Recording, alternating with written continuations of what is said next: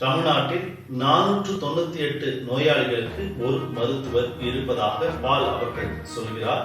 இது நல்லதுதானே என்று சின்மயி அவர்கள் கேள்வி எழுப்புகிறார். ஆனால் இதுதான் பிரச்சனை என்கிறார். மருத்துவர்களுடைய எண்ணிக்கை அதிகமாக இருப்பதால் சிகிச்சை அளிக்கும் தரம் குறைந்து விட்டதாக அவர் விமர்சனத்தை முன்வைக்கிறார். அதோடு நிற்கவில்லை, சின்மயி அவர்கள் அடுத்த ஒரு கேள்வியை முன்வைக்கிறார்கள். நீங்கள் சிஸ்டமேட்டிக்கலி பாலிசியை சேஞ்ச் செய்ய வேண்டும் என்றால் என்ன செய்வீர்கள் என்று சின்மயி அவர்கள் கேள்வியை முன்வைக்கிறார். அதற்கு மருத்துவக் கல்லூரிகளை நான் திறக்க மாட்டேன். தமிழ்நாட்டில் மிகவும் அதிகமான எண்ணிக்கையில் மருத்துவக் கல்லூரிகள் இருக்கின்றன என்று சொல்கிறார். தமிழ்நாடு அரசு எங்கள் மாநிலத்தில் அதிக அளவில் மருத்துவக் கல்லூரிகள் இருக்கின்றன, அதிக அளவில் அரசு மருத்துவர்கள் இருப்பதாக மிகைப்படுத்தி பெருமை பேசுவதாக அவர் குறிப்பிடுகிறார்.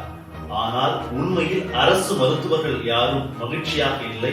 அவர்களுடைய வாழ்க்கை தரம் மிகவும் மோசமாக இருப்பதாக ஒரு குற்றச்சாட்டை முன்வைக்கிறார். இந்த சூழ்நிலையில் தமிழ்நாட்டில் முதல் தலைமுறை மருத்துவ பட்டதாரிகள் சஸ்டெயின் செய்வது மிகவும் கடினம் என சொல்கிறார். டாக்டர் பால் அவர்கள் கட் ஹெல்த்தை பற்றி பேசுவதில் நமக்கு எந்த பிரச்சனையும் இல்லை, கருத்து மாறுபாடும் இல்லை. ஆனால் தமிழ்நாட்டின் மருத்துவ கட்டமைப்பை கேள்விக்குள்ளாக்குவதும் குறை கூறுவதும் அவர் மீது சந்தேகங்களையும் கேள்விகளையும் எழுப்புகிறது. பாலில் ரசாயனத்தை கலந்துவிட்டு பார்த்தால் அந்த பாலில் ரசாயனம் கலக்கப்பட்டு இருக்கிறதா என்பது தெரியாது. ஆனால் நேரம் செல்ல செல்ல அந்த பாலின் நிறம் மாறும். அதுபோல டாக்டர் பால் அவர்களின் நிறமும் மாறுகிறதா என்ற கேள்வி எழுகிறது.